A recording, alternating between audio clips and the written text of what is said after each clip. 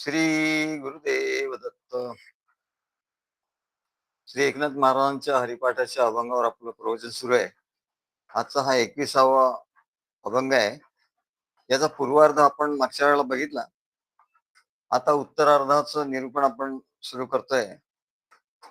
12-16 जणी हरीची निनती, म्हणून फिरती रात्रंदिवस, सहस्र मुखांचा वर्णिता भागला.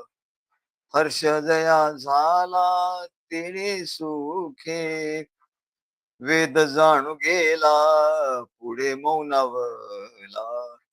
ते गुह्य तुझला प्राप्त कैचे, पूर्व सुकृताचा पूर्ण अभ्यासाचा.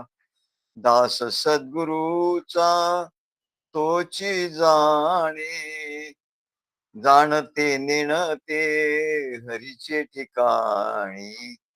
एका जनार्दनी हरी बोला. एकनाथ महाराज सांगतात, त्या श्रीहरीचं वर्णन करता करताच सहस्र मुखाचा वर्णिता भागला. हर्ष जया झाला तिने सुखे. सहस्रमुखी असलेला भगवान शेष, या शय्येवर भगवान नारायण विश्रांती घेतात. असा तो शेष, तो भगवान नारायणाचा भक्त. आणि तो आपल्या सर्व मुखानी, सहस्र मुखानी भगवंताचं आत्मनिवेदन तो करत होता. कीर्तन करता करता तो आत्मनिवेदन पर्यंत, तो भक्त असल्यामुळे आत्मनिवेदन भक्तीपर्यंत तो आला. आणि आत्मनिवेदन करता करता तो थकून गेला. बोलता बोलता तो थकून गेला. आणि तरी त्या श्रीहरीच्या स्वरूपाचा अंत पार त्याला लागला नाही. श्रीहरीचं स्वरूप त्याच्या लक्षात आलं नाही. आणि त्याच्या सर्व मुखाची वाचा बंद झाली. शेवटी तो एवढा थकला की तो एकदम गप्प बसला, शांत बसला. त्याचं बोलणं, वाचा बंद झाली. चारही वाचा परापश्यंती, मध्यमा वैखरी, सर्व वाचा बंद झाली. सर्व वाचा बंद झाल्यावर ते जे स्वरूप आहे परमात्म्याचं, ते त्याच्या हृदयात आपोआप प्रगट झालं. पण तसं म्हणाल तर परमात्म्याचा स्वरूप हृदयात आपोआप प्रगट होत नाही. आपोआप प्रगट होतं आणि आपोआप प्रगट होत नाही. तुम्ही म्हणाल मी काहीच करत नाही आणि आपोआप प्रगट व्हावं, तर तसं नाही होणार. परंतु ते प्रगट होतं आपोआपच. पण त्याच्यासाठी त्या श्रीहरीचं गुणगायन करावं लागतं. अत्यंत भावपूर्णतेने त्याचं प्रेम, भक्ती, ज्ञान. प्रेम तेची भक्ती, भक्ती तेची ज्ञान. घडावे कसे ते सांग. कसं घडावं? प्रेम तेच भक्ती आणि भक्ती तेच ज्ञान. म्हणजे प्रेम, भक्ती, ज्ञान हे वेगळं वेगळं नाही. प्रेमापासून सुरुवात होते आणि भक्तीत, प्रेमाचं रूपांतर भक्तीत होतं, नवविधा भक्तीत. आणि भक्तीचं रूपांतर ज्ञानात होतं. असं होता होता ते स्वरूप हृदयात प्रगट होत. ते प्रगट करण्यासाठी काही करावं लागत नाही, परंतु प्रेम, भक्ती, ज्ञान हे मात्र करावं लागतं. प्रेम तेची भक्ती, भक्ती तेची ज्ञान, हा भक्ती मार्ग आहे. आणि या भक्ती मार्गाने त्याचं फळ काय? तर त्याचं कीर्तन करता करता त्याची आत्मनिवेदन भक्ती, शेवटची जी भक्ती, आत्मनिवेदन भक्ती, ती करता करता सर्व चारही वाचा बंद होतात, अशी अवस्था येते. पण आधी एवढं वर्णन आणि आधी एवढं आत्मनिवेदन करावं लागतं. नाहीतर कोणी आत्मनिवेदन करणारच नाही, वर्णन करणारच नाही, मनन चिंतन करणारच नाही, सद्गुरूचं सत्संगती करणार नाही, ज्ञान श्रवण करणार नाही. तर म्हणले तो काय आत्मनिवेदन करणार? आणि हे सर्व केल्यानंतर मात्र हे जेव्हा बंद होतं सर्व, तेव्हा तो परमात्मा हृदयात स्वतः प्रगट होतो, असं एकनाथ महाराज सांगतात. आणि तो परमात्मा त्यांच्या हृदयात प्रकट झाला, त्या शेषाच्या हृदयात प्रकट झाला, तसा सर्व भक्तांच्या हृदयात प्रकट होतो. आणि त्या शेषाला अत्यंत हर्ष झाला, की वा वा, खूप आनंद झाला त्या शेषाला, की परमात्मा आपल्या हृदयात प्रकट झाला. आणि तो त्या स्वरूपात कायमचा रममाण झाला, कायमचा त्या स्वरूपाचा आनंद तो घेत राहिला. आणि म्हणून म्हणतात, आत्मनिवेदनाची अंती जे का घडली अभेद भक्ती, त्या नाव सायुज्य मुक्ती ख्यात असे.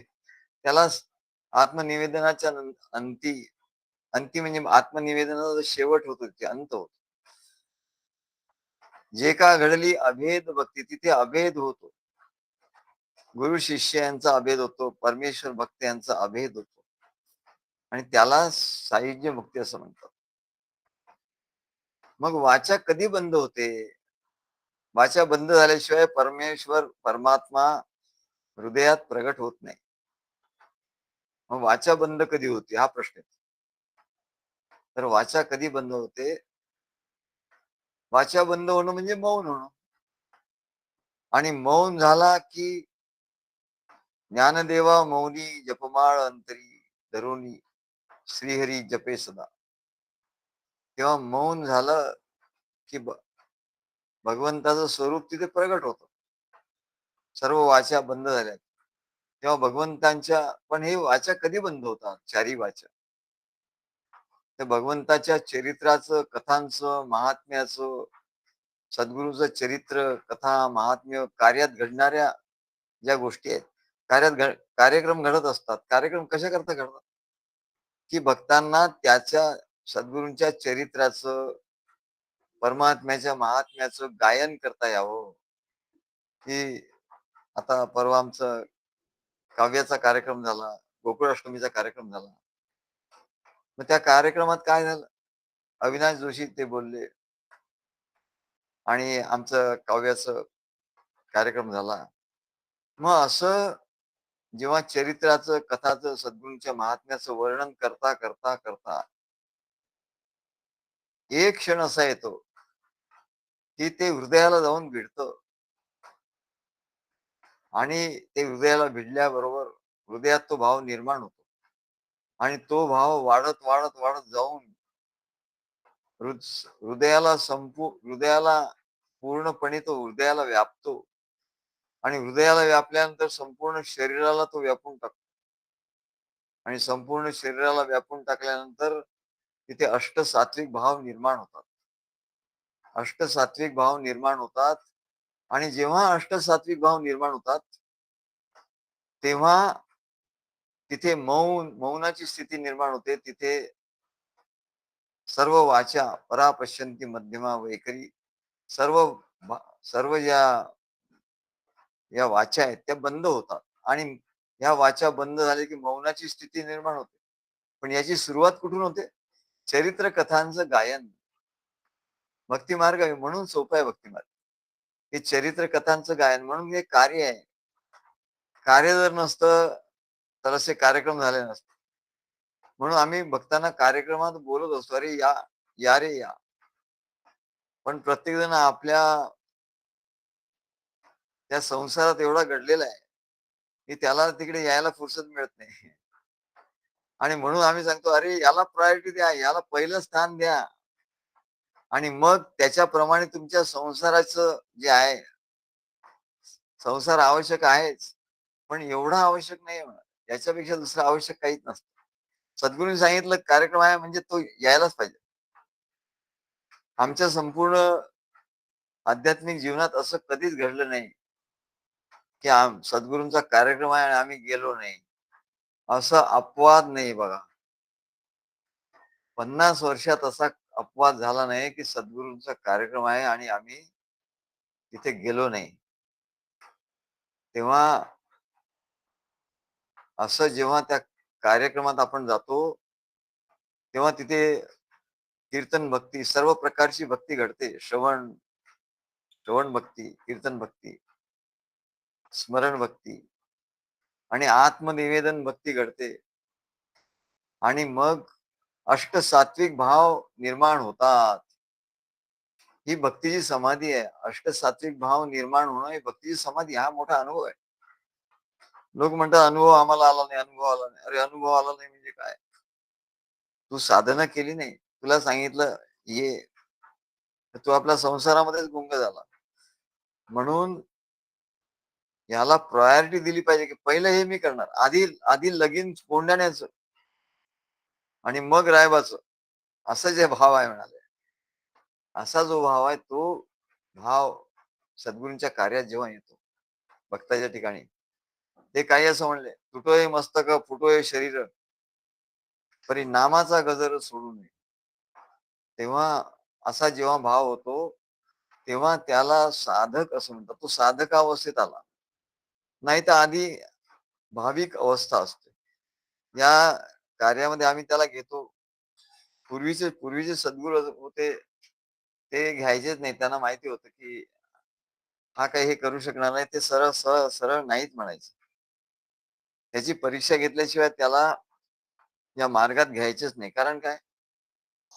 की त्याच्या ज्याने हे सर्व साधनं होणार नाही त्यांना माहिती होतं. हा संसारात एवढा गर्क झालेला आहे. संसाराचं एवढी आसक्ती, एवढं मोह आहे की याला, पण आता आम्ही काळमानाप्रमाणे आधी त्याला मंत्र देतो, प्रेमाने त्याला बांधून घेतो आणि असं करता करता हळूहळू त्याला सांगता सांगता त्याच्या कलानी घेता घेता त्याला सांगतो बाबा हे असंच आहे. मग निरूपण, तो श्रवण करता करता त्याला कळत जातं हळूहळू. काही काही कार्यक्रमात तो येतो, काही कार्यक्रमात नाही येत. असं करता करता जे जे कार्यक्रम तो ऐकतो, त्यामध्ये तो येतो, त्याला ज्ञान व्हायला लागतं. आता परवाचा कार्यक्रम झाला, इतका सुंदर कार्यक्रम झाला. ते जे आम्ही काही सांगितलं, ते आता परत काही सांगता येणार नाही. आता त्यांनी व्हिडिओ बनवलाय, तो सगळ्यांना देतायत. पण प्रत्यक्ष ते प्रत्यक्ष आहे. ते व्हिडिओ सगळ्यांनी बघा, जे आले नव्हते त्यांनी. पण आता पुढच्या वेळेला लक्षात ठेवा, की आपले जे कार्यक्रम आहे आधी विचारून घ्यायचं. सद्गुरूंना विचार, सद्गुरू मला असं-असं करायचंय, असं-असं जायचंय, असं-असं आहे. हे तर मी कुठला कार्यक्रम आहे का आपला? तर सद्गुरू सांगते, "अरे हां, हा कार्यक्रम आहे, असा आहे. तर तू जाऊन ये. ह्या तारखेला मात्र जाऊ नकोस." असं सद्गुरू सांगतील. असा संवाद पाहिजे. म्हणजे संसारही व्यवस्थित चालतो. सद्गुरूंच्या कार्यातही आपल्याला सहभाग होतो. तेव्हा शेवटी आपल्याला काय करायचंय? अष्टसात्विक भावांचा अनुभव घ्यायचा. मग त्याची सुरुवात काय? सद्गुरूंचं कार्य त्याच्यासाठीच आहे.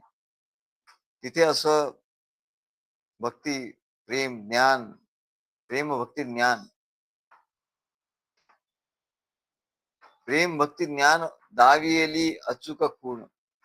प्रेम, भक्ती आणि ज्ञान. किती सोपा आहे भक्ती मार्ग. हे जरी ज्यांनी लक्षात ठेवलं, की प्रेम, भक्ती, ज्ञान, सद्गुरूंचं प्रेम घ्यायचं, द्यायचं. त्याच्यातून भक्ती घडते, नवविधा भक्ती घडते आणि नवविधा भक्तीतून ज्ञान होतं आणि अष्टसात्विक भाव निर्माण होतात. आणि अष्टसात्विक भाव निर्माण झाले की झालं, याचं काम झालं. आता अष्टसात्विक भाव म्हणजे काय हो? तर सद्गुरूंच्या ठिकाणी दिसतात. आमच्या ठिकाणी अंतःकरण भरून येतं आमचं. मग आम्ही थांबतो. बराच वेळ असा जातो. तरी आम्ही ते बलात् म्हणजे जबरदस्तीने आमचं ते अष्टसात्विक भाव बाजूला करतो. मोठ्या मुश्किलीने तो बाजूला करतो. आणि कारण पुढे बोलायचं असतं. नाहीतर मी सांगतो ना, तो अंतःकरण दाटून येतं. त्यावेळी जवळ 5 ते 10 मिनिटं सुद्धा आम्ही थांबू शकतो. एवढं आत हे असतं मला. पण ते आम्ही सगळं बाजूला करतो मोठ्या आहे. आणि 5 ते 10 मिनिटं जर विचार करा, की 5 ते 10 मिनिटं जर तो भाव राहिला, अष्टसात्विक भाव राहिले, तर तुम्हाला आश्चर्य वाटेल, की ते अंतःकरण भरून जर तेव्हा तो पूर्ण कुंभक होतो. घेरंड संहितेत घेरंडाचार्य जे होते योगाचे, घेरंड संहिता हा योगाचा ग्रंथ आहे. योगशास्त्राचा. त्या योगशास्त्रामध्ये त्यांनी लिहिलंय, की ज्याला कुंभक साध्य करायचा आहे खरा, तर कुंभक जर साध्य करायचा आहे, तर त्यांनी भक्ती मार्ग करावा. इतर कुठल्याही मनुष्य एवढा श्वास रोखू शकत नाही म्हणा. एवढं त्यांनी सांगितलं. एवढा वेळ श्वास कोणी योगी हे रोखू शकत नाही, की जेवढा तो भक्त रोखू शकतो. रोखू शकतो म्हणजे त्याला रोखण्याचं काही रोखायला काही करावंच लागत नाही बाहेर. त्याला बाह्य काही करावं लागत नाही, की तो नाक दाबेल किंवा काय करेल आणि नाक दाबल्याने आणि जबरदस्ती प्राणायाम केल्याने त्याला त्रास होतो. तसा भक्तीचा हा प्राणायाम हा नाही. गिरंडाचार्य म्हणतात, की भक्तीने अंतःकरण भरून आलं, अष्टसात्विक भाव झाले.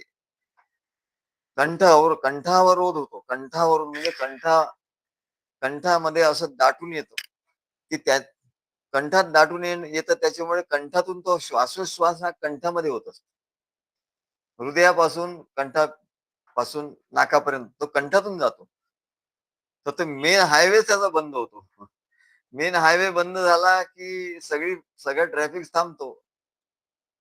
कंठावरोध हे मुख्य माध्यम आहे भक्ती मार्गामध्ये या समाधीचं आणि आंतरकुंभकाचं मोठं माध्यम आहे. तर जेव्हा हा कंठ दाटून येतो, तेव्हा आंतरकुंभक होतो आणि एफर्टलेस म्हणजे त्याला काही करावं लागत नाही. म्हणजे तो आपोआप होतो आतून. भावाचा एवढा एवढं बळ असतं. भावबळी आकळे एरवी नाकळे म्हणून सांगितलं. भावबळी आकळे एरवी नाकळे करतळी आवळे तैसा हरी. तो भाव एवढा दाटून येतो, हे आम्ही सांगतो ना आमचा अनुभव. अहो, आमच्या महाराजांच्याकडे ते कार्यक्रमात आम्ही बोलायचं ना, तर एवढा तो दाटून यायचा, की काय विचारू नका. 5-5, 10-10 मिनिटं तो तरी आम्ही पुष्कळ आवरून घेत होतो.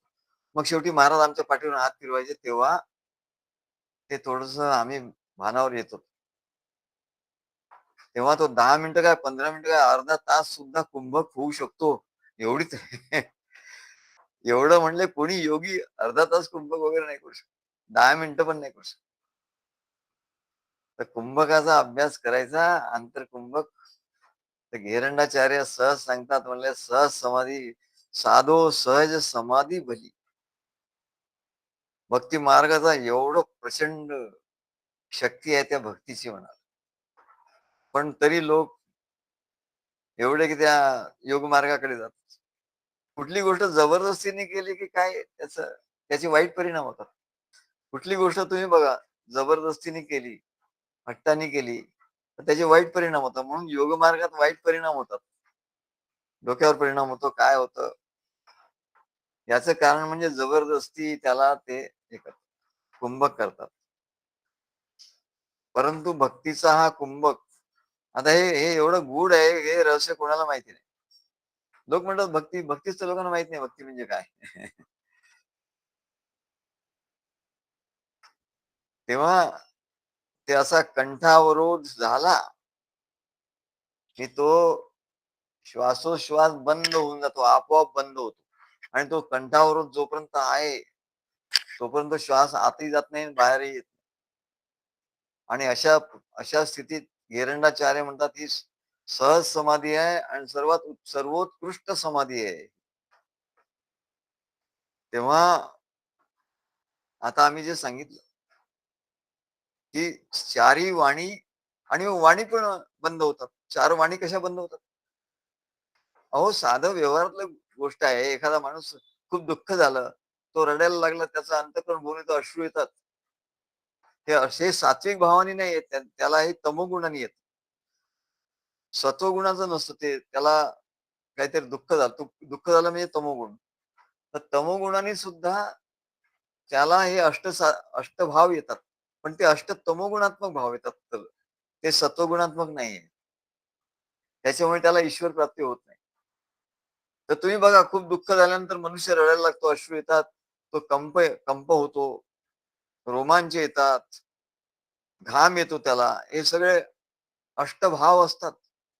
पण ते सात्विक नसल्यामुळे, ईश्वरासंबंधी नसल्यामुळे, कुठल्या तरी व्यक्ती संबंधी असल्यामुळे किंवा संसारातल्या काहीतरी त्याला अडचण आली, संकट आलं,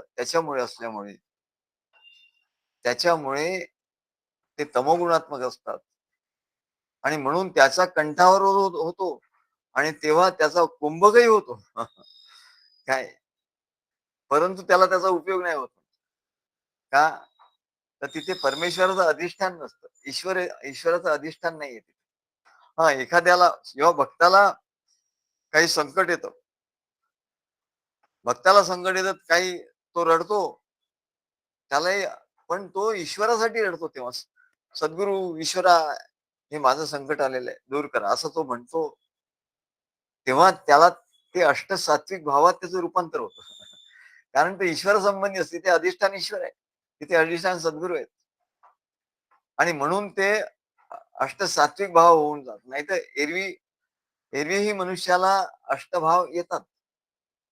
परंतु तामस भाव असतात. तेव्हा तो कुंभक होतो. कुंभकाचा अनुभव येतो. पण त्याला काही उपयोग नाही होत ना. तेव्हा बघा त्याच्या तोंडातून शब्द येत नाही. त्याला एखाद्या माणसाला दुःख झालं, त्याला तो इतका हुंदके देतो. त्याला कळतच नाही. त्याचा शब्द बाहेर येतच नाही. किती वेळ त्याला विचार काय झालं तर काय झालं तर तो काही सांगूच शकत नाही. याचं कारण काय? की त्याचा कंठावरोध होतो आणि कंठामधून त्याचा शब्द निघतच नाही, अवरोध झाल्यामुळे. तेव्हा या चारी वाणीचं गुह्य काय, गुप्त काय आहे? रहस्य काय आहे? तर ते मौनात पटकन जातो म्हणाले. साधनं जी करतात, जप करतो, जपानी मौनामध्ये जाता येतं.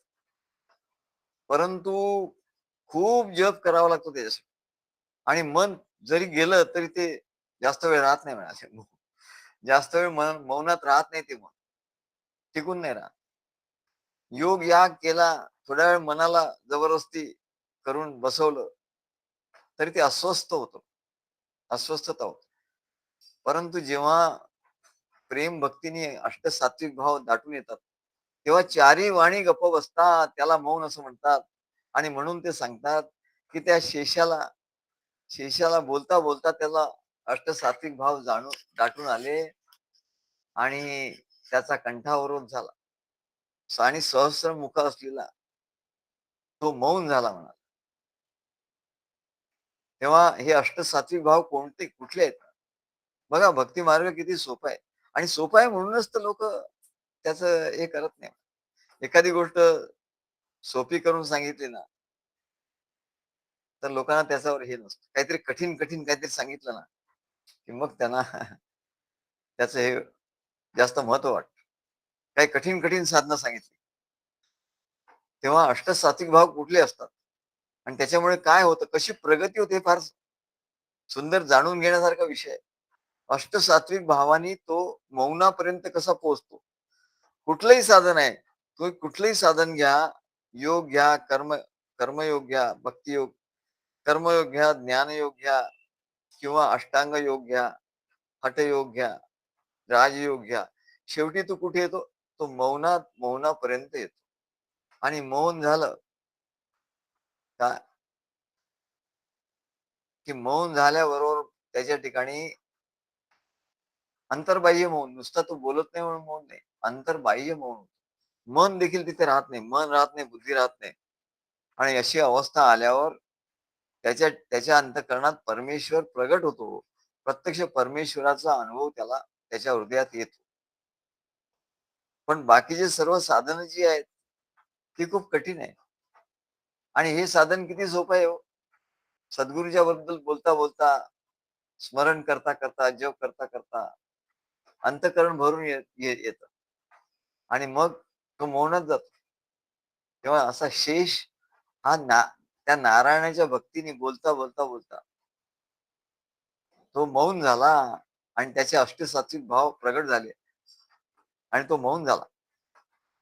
तेव्हा हे अष्टसात्विक भाव कुठले आहेत ना? हा त्याच्यासाठी भक्त किती वर्ष भक्ती मार्गामध्ये आहे किंवा साधनेत आहे, किती वर्ष त्याने साधना केली किंवा तो किती सिनियर आहे, ही काही पात्रता याच्यात नाहीये म्हणा. याच्यात कुठली पात्रता आहे? भक्ती मार्गातल्या प्रगतीचं मोजमाप कशात आहे? तो कुठल्या अवस्थेत आहे? सद्गुरूंच्या स्मरणाने त्याच्या ठिकाणी असे अष्टसात्विक भाव भरून आले का? येतात का? जर असे येत असतील तर तो प्रगती त्याची झाली म्हणते. त्या दिवशी ते रमाकांत पाटील आमच्याकडे आले. चरणावर आम्ही त्यांना सांगत होतो. आमच्या महाराजांचे अनेक प्रसंग, महाराजांचं आम्हाला माहित नाही कसं काय स्फुरलं. महाराजांचं चरित्र आम्ही सांगायला लागलो. मग महाराज असे होते, मग त्यांच्या सद्गुरूंच्याकडे कसे गेले, मग त्यांच्या सद्गुरूंचं आणि त्यांचं कसं संवाद व्हायचा वगैरे सगळं सांगता सांगता आम्हाला सारखं भरून यायचं. सारखं सारखं कंठावरच व्हायचं. आणि मग आम्ही थांबायचो थोडा वेळ. मग परत सुरू करायचं. तर आम्हालाच कळेना की असं का होत आहे? आम्हाला कळतच नाही. म्हटले आज असं का होतं? आम्ही नेहमी बोलतो. कधी-कधी होतं. पण आज हे सारखं वारंवार एक कथा सांगितली, एक प्रसंग सांगितला. तर भोसले होते आमचे. त्यांनी बघितलं. त्यांनी हा प्रकार बघितला. हे एकदम मौन व्हायचं आणि कथा सांगता सांगता एकदम मौन. आणि मग परत परत थोड्या वेळाने परत सुरू.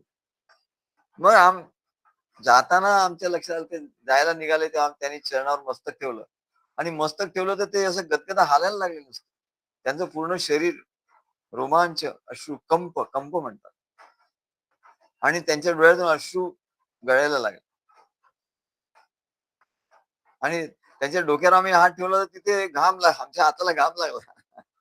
त्यांना घाम आला होता. तेव्हा आम्हाला लक्षात आलं, अरे ह्याचे अष्टसात्विक भाव भरून आले.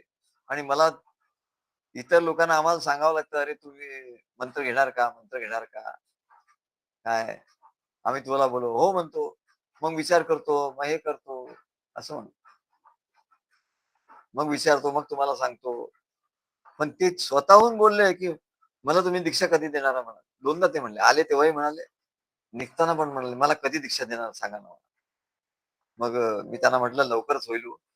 तुमचा एवढा भाव आहे." तर खरं ते ठरलं होतं नंतर. पण त्या दिवशी ते आपला कार्यक्रम तिकडे ठरला श्रावणीचा आणि ते तिथेच त्यांना दीक्षा दिली आम्ही. तेव्हा त्यांचे ते अष्टसात्विक भाव भरून आले. तेव्हा याला अष्टसात्विक भाव असं म्हणतात. तेव्हा आमच्या लक्षात आलं, रे आमचा तो भाव का भरून येतो सारखा? ते परस्पर आहे ना. त्याच्यामुळे हे अष्टसात्विक भाव कुठले आहेत याचा अभ्यास, पूर्ण अभ्यासाचा एकनाथ महाराज काय म्हणतात? पूर्ण अभ्यासाचा दास सद्गुरूंचा तोची जाणे.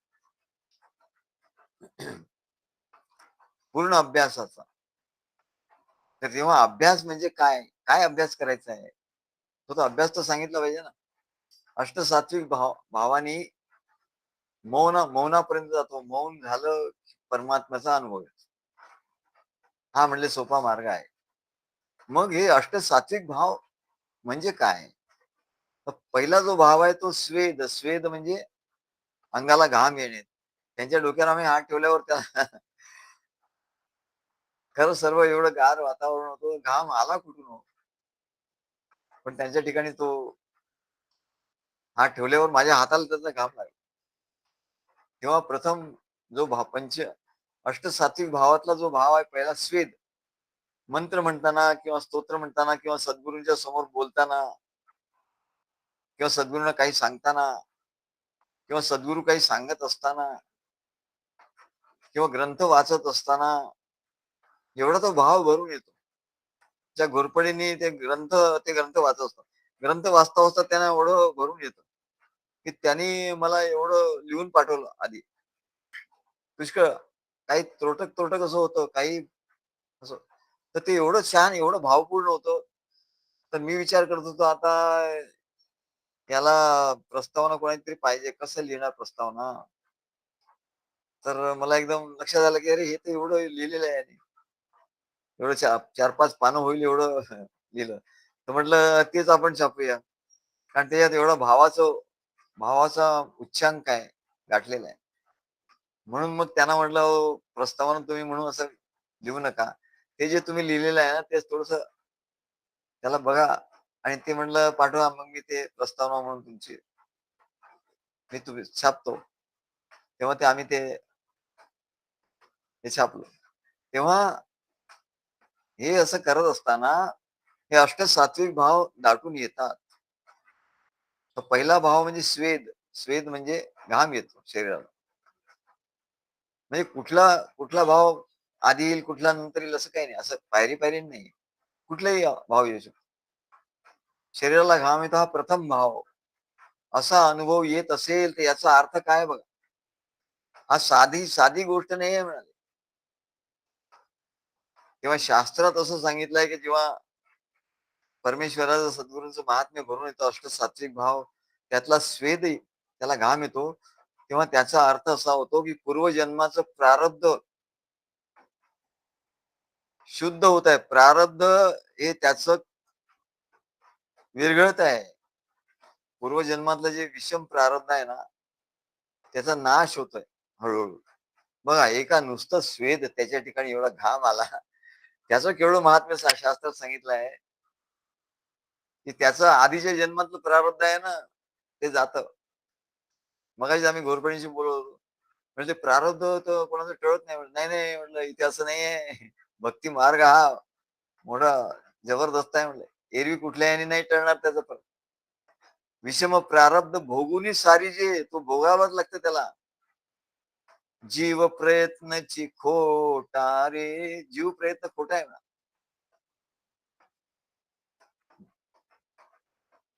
सद्गुरु चरणी काळ लोटा रे. म्हणून सद्गुरूंच्या चरणी काळ लोटा.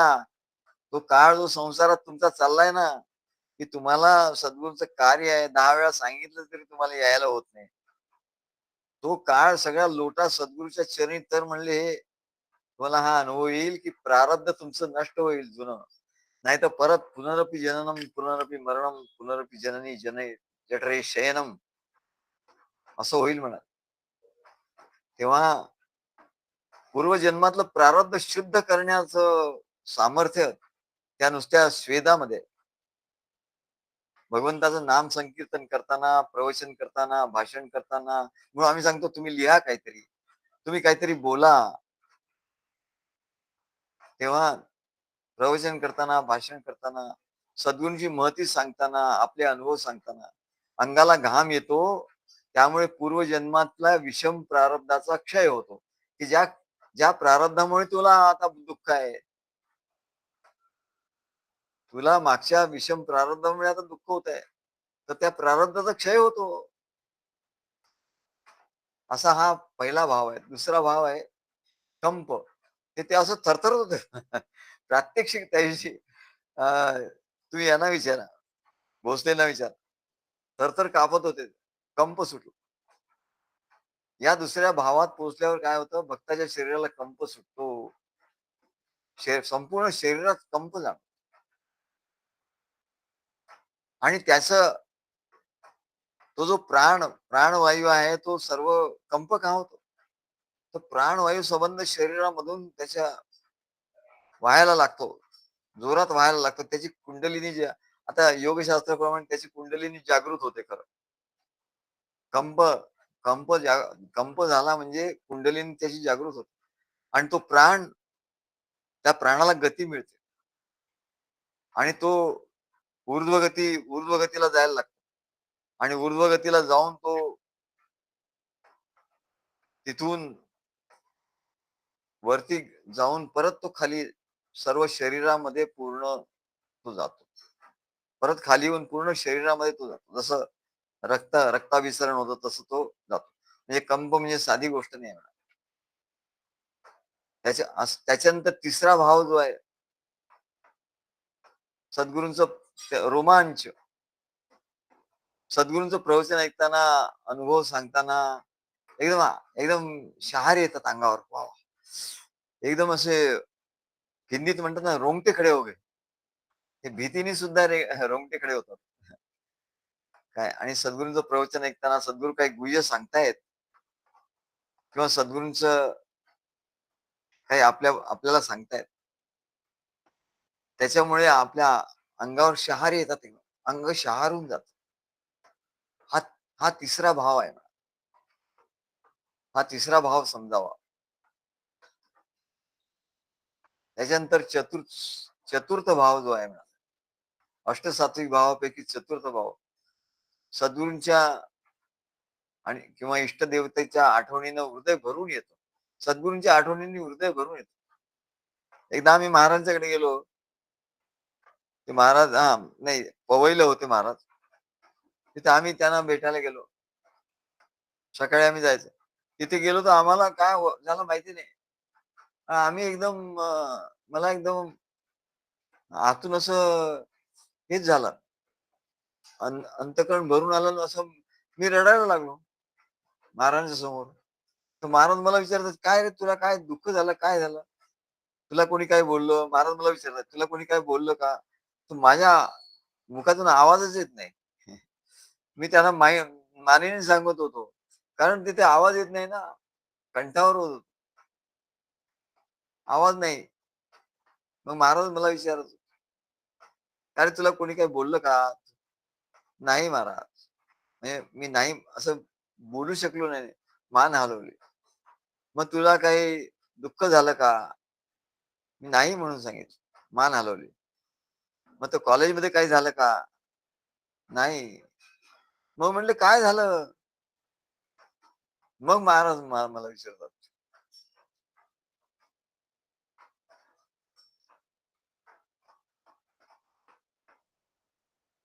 शेवटी त्यांनी विचारलं. ते म्हणाले, "मग ते माझ्या आठवणीने तुला हे झालं का?" म्हटलं, "हो." म्हणजे हो, मी मान हलवली. तेव्हा त्यांनी मला असं जवळ घेतलं आणि मी त्यांच्या मांडीवर असं डोकं ठेवून असं बराच वेळ असं अश्रूच येत होते. बस एवढंच. "बरं घे आता तू म्हणाले हा प्रसाद घे आणि निघ." महाराज काही बोललेच नाही. मौन. मी मौन आणि तेही मौन. अशा अशा स्थितीत बोलण्याचं काही राहत नाही.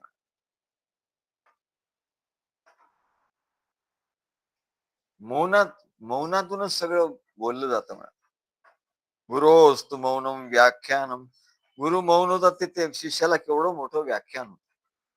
शिष्य मौन होतो, तर सद्गुरूंना त्याचा केवढा तरी भाव जाणवतो. तेव्हा मौन हे खूप मोठी गोष्ट आहे म्हणा.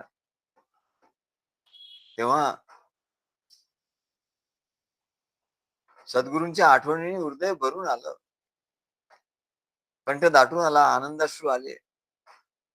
तेव्हा काय होतं भक्ताच्या हृदयाची शुद्धी होते. तो भाव भक्ताच्या हृदयाला शुद्ध करतो, विशुद्ध करतो.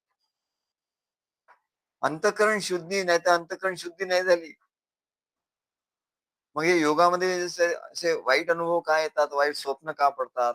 लोक जप करतात, आम्हाला विचारतात, "खूप वाईट स्वप्न येतात हो, काय करायचं?" असं का होतं?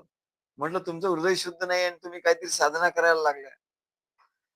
ज्या लोकांचं हृदय शुद्ध नाही आहे आणि साधना तर खूप करतात, खूप मंत्रजप करतात, खूप ध्यान करतात आणि अंतःकरण शुद्ध नाहीये, मन, बुद्धी, चित्त शुद्ध नाहीये.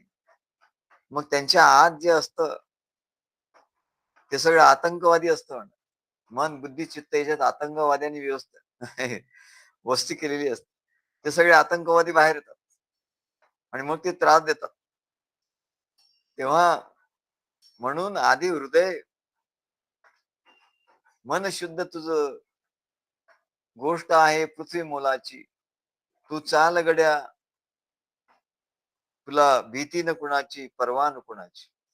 तेव्हा हा जो भाव आहे, हृदय भरून येणं सद्गुरूंच्या प्रेमाने, याच्यामुळे भक्ताच्या हृदयाची शुद्धी होते. काय? भक्तांचं हृदय एकदम शुद्ध होतं आणि शुद्ध झालेल्या हृदयात ते ज्ञान गेलं, तो जप. तिथे जेव्हा साधन केलं जातं, तेव्हा तिथे कोणी नसल्यामुळे आता बघा ना, झोपडपट्ट्या एवढ्या सगळ्या काबीज करून ठेवल्या. त्या झोपडपट्टीमध्ये पोलीस सुद्धा जाऊ शकत नाही. एवढी ते पोलिसांना सुद्धा भीती वाटते. तसं आपलं जे अंतःकरण आहे, मन, बुद्धी, चित्त, अहंकार, मन, बुद्धी, चित्त आणि जाणीव, तिथे परमेश्वराची वस्ती पाहिजे. परमेश्वराचं प्रेम, भक्ती, ज्ञान हे राहायला पाहिजे तिकडे. हे सज्जन लोक राहायला पाहिजे. तर तिथे काय होतं, काम, क्रोध, लोभ, मोह, मद, मत्सर हे आतंकवादी तिकडे येऊन राहतात म्हणा. हे हे हे कुठे राहतात हो? कामेश, क्रोधेश, रजोगुण समुद्भवा अथ केन प्रयुक्तोऽयं पापं चरति पुरुषः अर्जुन भगवान श्रीकृष्णाला विचारतो, की "भगवंता हे सांगा, की असं का होतं, की अनिच्छन्नापि वार्ष्णेय त्याची इच्छा नसतानाही मनुष्याची इच्छा नसते. अनिच्छन्नापि वार्ष्णेय बलादिव नियोजितः म्हणजे त्याची इच्छा असताना नसताना जबरदस्ती त्याला तिकडे ओढलं जातं. असं काय? अथ केन प्रयुक्तोयम तो म्हणतो माझं मन स्थिर होत नाही. अर्जुन म्हणतो माझं मन स्थिर होत नाही आणि त्याच्यामुळे माझ्या मनात काय काय विचार येतात ना. भयंकर भयंकर विचार येतात. अथ केन प्रयुक्तोयम हे कशामुळे घडतं? पापम चरती पुरुषा की पुरुष मनुष्य पापाचरण करण्याला प्रवृत्त होतो. पापम चरती पुरुषा अनिच्छन्नापि वार्ष्णेय खरं त्याला असं वाटत नसतं की आपण पाप करावं अशी त्याची इच्छा नसते. अनिच्छन्नापि वार्ष्णेय बलादिव नियोजित परंतु त्याला जबरदस्तीने तसं करायला लावतात. हे कोण आहेत म्हणाले. तर भगवान सांगतात अरे जसं झोपडपट्टी आहे ना, झोपडपट्टीमध्ये बांगलादेशी घुसून तिथे आपलं जागेवर अतिक्रमण करतात, तिथे झोपड्या बांधतात.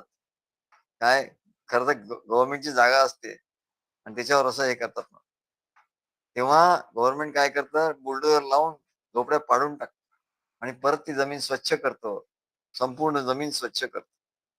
तसं म्हणाले हे जे कामयेश क्रोधयेश तम रजोगुण समुद्भवा रजोगुण त्याच्या ठिकाणी निर्माण होतो आणि त्याच्यामुळे कामना वासना त्याच्यामुळे काम क्रोध लोभ मोह मद मत्सर हे सगळे लोक बांगलादेशी येऊन तिथे तुमच्या हृदयामध्ये मन बुद्धी चित्त आणि जाणीव तिथे घर बांधतात झोपडपट्टी बांधतात तिकडे आणि मग तिथे तुम्ही परमेश्वरात तुम्ही जप करायला लागला मग तिथे पोलीस म्हणजे जप तप ध्यान काय सत्संगती पारायण काय हे करायला लागला हे पोलीस आहे सगळे हे पोलीस जरी म्हणाले तिकडे गेले तरी त्या पोलिसांना सुद्धा ते मारून भगवतात काय या या साधनांचा सुद्धा काय उपयोग उलट ते जास्त संतापतात.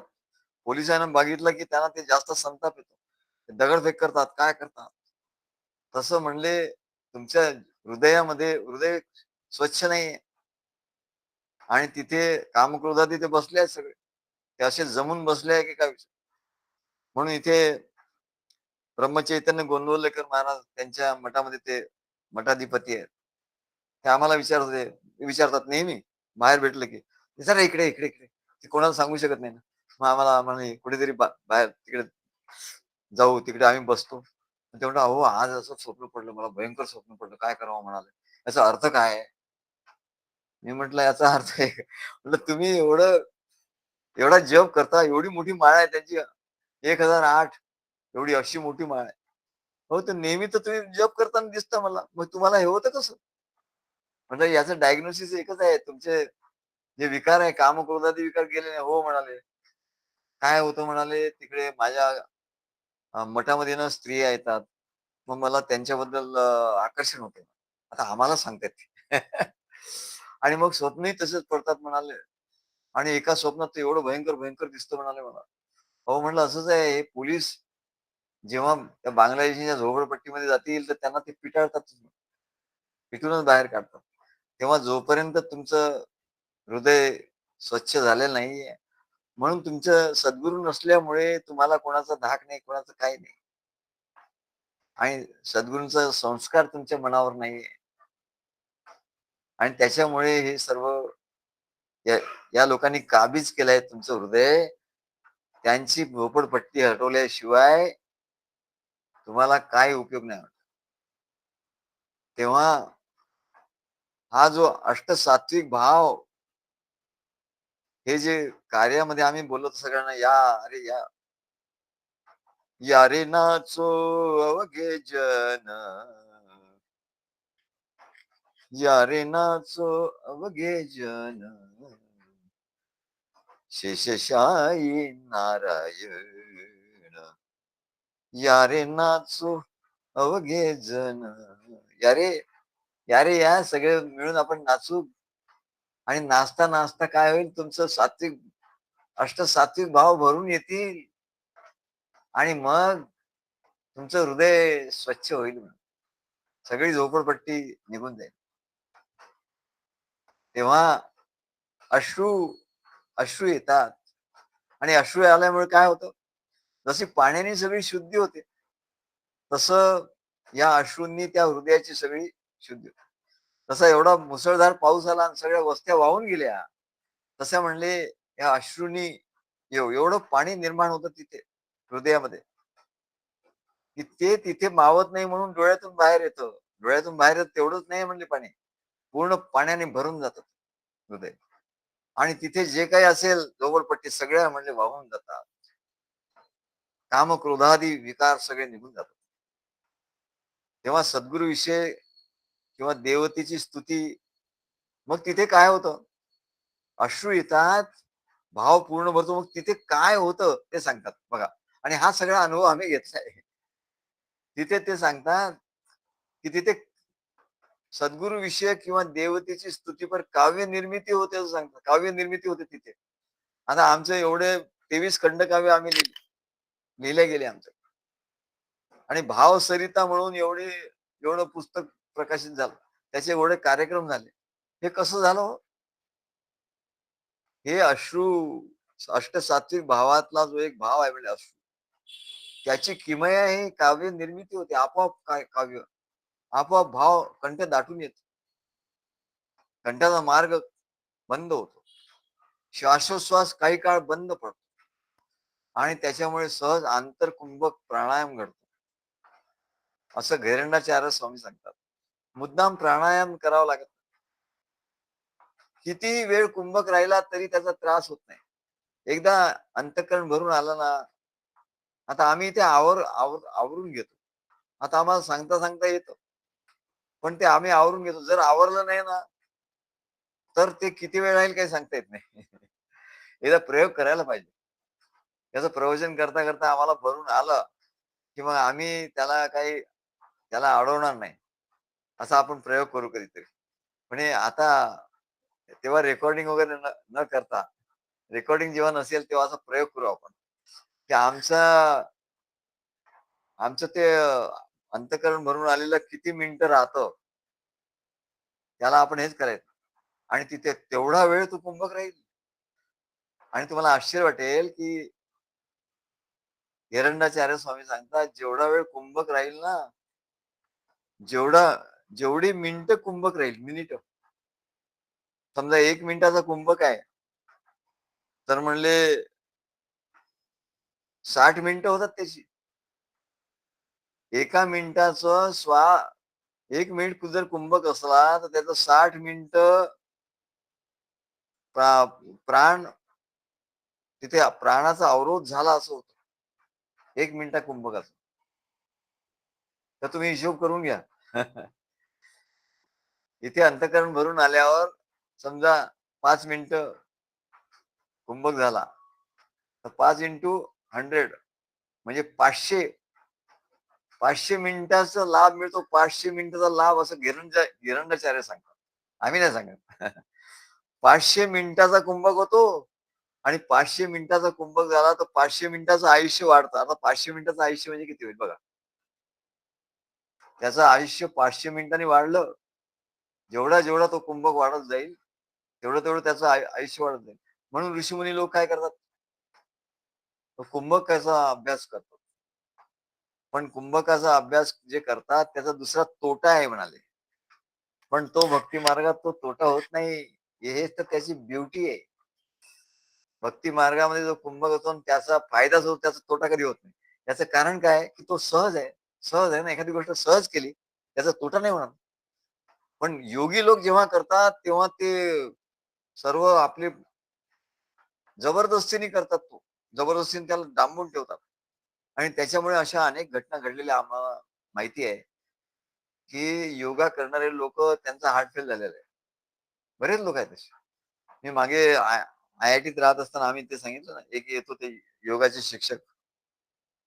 ते सगळ्यांना योग शिकवायचे गोदरेजमध्ये. त्यांचं असं हार्टनीच हे गेलं. त्याच्यानंतर आमचे जे वकील साहेब होते, वकील साहेब. तेही असंच करायचे. तेही योगा करायचे. मी त्यांना म्हणलं होतं, "अहो, असं ते जबरदस्ती नका करू जास्त." ते ऐकलं नाही त्यांनी. त्यांनाही तो हार्ट हार्ट फेलने गेले. नाहीतर चांगली तब्येत होती त्यांची. मी त्यांना म्हटलं, "अहो, हे करू नका. जबरदस्ती तुम्ही कशाला करताय? सहज होईल तेवढंच करा." पण मनुष्याला काय आहे, की जास्त मग मला जास्त शक्ती प्राप्त आहे. हल्ली तरुण वगैरे पिढी अशी आहे. जास्त शक्ती प्राप्त मग जास्त वेळ ध्यान, जास्त वेळ जप. ते आपले चव्हाण सांगत होते आम्हाला, की आम्ही तर हे घेत होतो म्हणले काय ते काउंटर ते असं मिळतं म्हणजे इलेक्ट्रॉनिक. त्याच्यावर जप करायचं. तर म्हणले आम्ही किती असे काउंटर घेतले होते आणि खूप जप करत होतो, खूप जप करत होतो, खूप जप करत होतो. काय? अरे म्हटलं अशाने होत नाही. आधी तिकडची झोपडपट्टी हटवली पाहिजे. सहज झालं पाहिजे, सहज. आणि हल्ली आहे हेच आहे आणि काय की बाजारात सगळे लोक ते बसलेले आहेत. ते सांगतात, असं करा, अमुक प्राणायाम, तमुक प्राणायाम, ते ध्यान, हे ध्यान आणि शुद्धी तर काही नाही. आणि त्याच्यामुळे त्या हृदयावर एवढा भार पडतो, की ते निघून जातं. ते एकदम हे होतं, त्याचा स्फोट होतो. हे कोणाला माहिती नाहीये आणि हे कोणी सांगतही नाही. आतापर्यंत अनेक जे लोकं ज्यांनी योगा योगा केला, म्हणजे आमच्या माहितीतले जे लोक होते, योगा करणारे ते पटापट, पटापट गेले. मग त्यांचं आयुष्य का नाही वाढलं? तर त्यांनी हे अति केलं. अति म्हणतात. अति सर्वत्र वर्जित. इतके तास करू, तितके तास करू. तेव्हा आणि हृदयाची शुद्धी नाही म्हणून ते सांगतात. पातंजली योगात सांगितलं आहे, की यम, नियम, आसन, प्राणायाम, प्रत्याहार. प्रत्याहार कोणाकडनं घडतच नाही. प्रत्याहार म्हणजे संसारात गेलेले जे मन आहे, त्याला तिकडून काढलं पाहिजे. ते कोणाच्याने होतच नाही आणि इकडे तो संसारही करतो, इकडे ते हे करतो. मग काय यम-नियम नाही करत. काय यम-नियम तो करत नाही. अहिंसा, अस्तेय, ब्रह्मचर्य हे करत नाही. सत्संगती, तपस्वाध्याय, तप नाही करत, स्वाध्याय. सद्गुरूंची सेवा म्हणजे तप. सद्गुरू कार्यात सेवा म्हणजे तप. ते तो करत नाही. त्याला बोलावलं तर तो येत नाही. म्हणजे तपश्चर्या नाहीये. स्वाध्याय नाही, सद्गुरूंचं प्रवचन ऐकत नाही, सद्गुरू जे सांगतात ज्ञान ते ऐकत नाही, ते काव्य म्हणतात ते ऐकत नाही.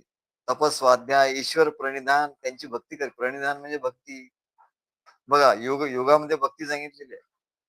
प्रणिधानाद्वा की प्रणिधान केलं पाहिजे. ईश्वर प्रणिधान म्हणजे सद्गुरूची भक्ती केली पाहिजे. नाही तर काय उपयोग होणार नाही. मग तुम्हाला याचं भोगावं लागेल. तपस्वाध्याय, ईश्वर प्रणिधान आणि क्रियायोग, त्याला क्रियायोग असं. तेव्हा खरं म्हणजे या भावात गेल्यानंतर म्हणले हा जो भाव आहे, अष्टसात्विक भाव आहे, हा वाढवायला पाहिजे.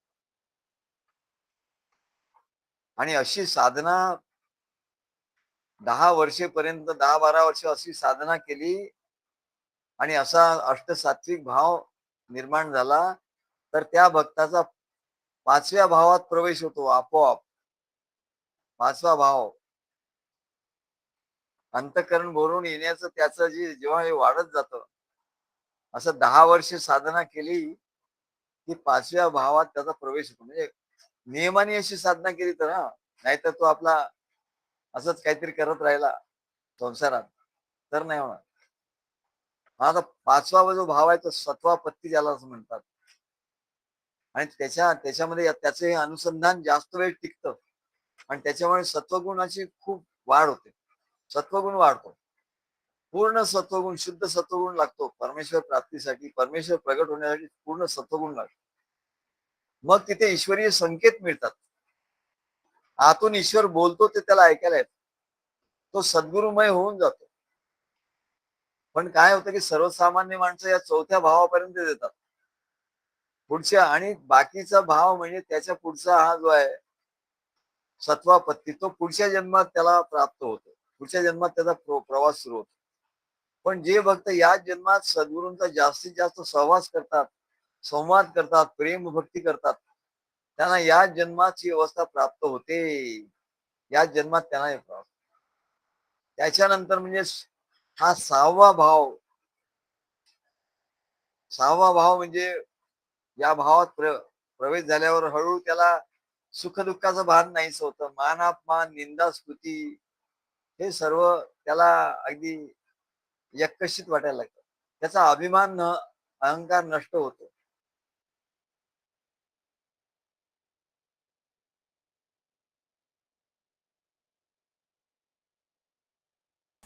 सदगुरु आवाज गेला.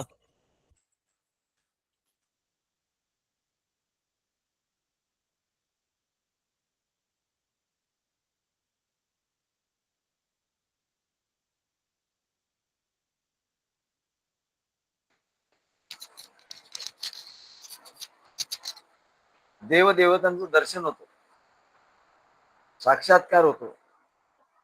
आणि हिरण्यचार्याने सांगितलं की षटचक्र आपोआप त्याचे षटचक्र त्याला काय म्हणतात, जागृत होतात. 6 चक्र जागृत होतात, आपोआप जागृत होतात. त्याला काही क्रियायोग वगैरे करावं लागत नाही. मग तो इतरांचं भूत भविष्य त्याला कळतं. आम्हाला गमती म्हणजे गमतीच सांगतात, अशा वेगवेगळ्या सिद्धी प्राप्त होतात. आम्हाला अशा काही काही सिद्धी अशा आल्या, प्राप्त झाल्या. आता भक्तांना सांगायला हरकत नाही. आम्हाला कुठली गर्भवती बाई दिसली की तिला मुलगा होणार की मुली होणार हे आम्हाला लगेच लगेच कळत असायचं. आणि तसं आम्ही सांगायचं काही जे जवळचे होते त्यांना, आणि त्यांना बरोबर तसंच व्हायचं. तर आम्ही त्यांना जास्त काही महत्व दिलेलं नाही, काय मोठं नाही. तेव्हा बोललेले शब्द सत्य होतात. आमच्या वकील साहेबांची आमची जी नेहमी बैठक व्हायची, तेव्हा त्या वकील साहेबांना लक्षात आलं. आणि त्यांचा जो जावाई होता तो आमचा विद्यार्थी होता. त्याला त्यांनी सांगितलं, अरे हे म्हणले काय सद्गुरू आहेत ना, यांना म्हणाले वाचासिद्धी प्राप्त झाली आहे. वाचासिद्धी आहे म्हणतो. मग त्यांनी एकदा मला सांगितलं, म्हटलं वकील साहेब काय म्हणत, तो म्हणाला त्यांनी सांगितलं की यांना वाचासिद्धी प्राप्त आहे. आम्ही कधी काय कोणाला सांगितलं नाही. आणि आम्ही आम्ही विचार केला की आम्हाला वाचासिद्धी असेल, आहे समजा. पण आम्ही जर असं सांगायला लागलो कोणाचं चांगलं वाईट होणार, तर मग त्याचं तसं होईल. आम्ही जसं बोलायला लागलो त्याचं तसं होईल म्हणून आम्ही त्याच्याकडे काय लक्ष इग्नोर, कम्प्लिटली इग्नोर्ड. त्यांना काय अनुभव आला आला तर ते म्हणायला लागले की यांना यांची वाचासिद्धी आहे. मग त्यांनी ओळखलं. पण आम्ही म्हटलं याच्या मागे लागायचं नाही. आम्ही त्याला एकदम इग्नोर केलं. आणि त्याच्यामुळे नाहीतर म्हटलं लोकांचं नुकसान होईल. आम्हाला एखाद्याचा राग आला तर त्याचं वाईट होईल. आणि म्हणून म्हणलं त्याचं नुकसान होईल उगाच बिचाऱ्याचं. म्हणून हे नको. तेव्हा अरे अशी सात्विक भाव साधी गोष्ट, भक्ती साधी गोष्ट नाही. तेव्हा साधकाला तिथे मग तो स्वयंभू होतो. मग तो तपश्चर्या करून करून जगाचं कल्याण करण्याला कार्याला तो जग कल्याणाचं कार्य तो करतो. सद्गुरू त्याला सांगतात, अरे आता तू जग कल्याणाचं कार्य करू शकतो, तू कर, असं त्याला सद्गुरू सांगतात. कारण ते त्याच्यात ती लक्षणं बघतात. म्हणून महाराजांनी आमच्या एवढे लोक होते, कोणाला सांगितलं, पण त्यांचे फक्त 4 शिष्य होते. सगळ्यात ज्युनियर मी होतो. मला त्यांनी सांगितलं हे 4 लोक करतील कार्य, इतरांनी करायचं नाही. कारण त्याला एवढी मोजमाप असतो. ती अवस्था आल्याशिवाय तो जर करेल तर ते पाखंड होईल. आणि ते असं पाखंड या जगात पुष्कळ आहे. लोक सांगतात अमुक आमच्याशी बोलतात, तमुक आमच्याशी बोलतात. अरे तुला बोलायला कशाला पाहिजे? तू बोलला ते सत्य झालं पाहिजे. तुझ्या मुखातून परमेश्वर बोलला पाहिजे. हा बोलतो, तो बोलतो, तो स्वामी बोलतो, हा स्वामी बोलतो. आणि स्वामी समर्थ बोलतात. स्वामी समर्थ कशाला बोलायला पाहिजे? आम्ही त्यांच्या संप्रदायातले असून आम्ही म्हणत नाही की स्वामी समर्थ बोलतात. स्वामी समर्थ बोलण्याची गरज काय? सद्गुरू आपल्या हृदयात आहेत ते बोलतात.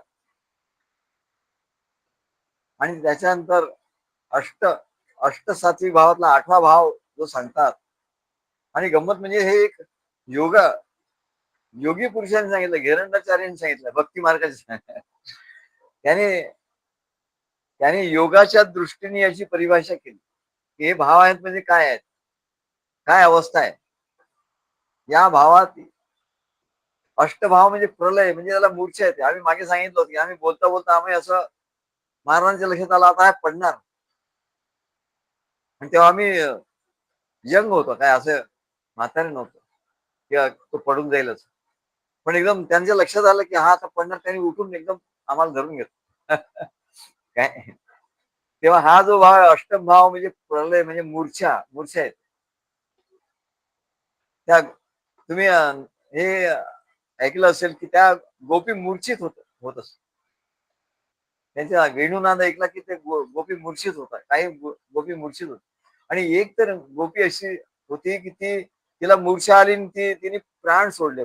एवढी अवस्था एवढी अवस्था होती. या भावात म्हणाले साधक ईश्वराशी, या भावात ईश्वराशी तो एकरूप होतो. तो ईश्वरच होतो म्हणा. ब्रह्मविद ब्रह्मैव भवती. तो शिवो भूत्वा शिवम यजेत असं होतं. आणि पुढील जन्मात सुद्धा तो परत जन्म घेतो. तो जन्म घेतो पण कशा करता?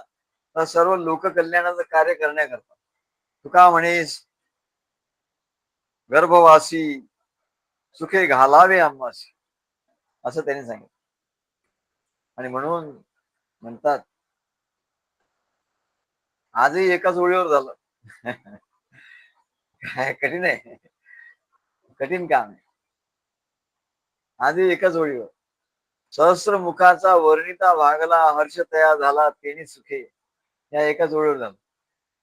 तेव्हा असो, बाकीचं पुढच्या वेळेला बघूया.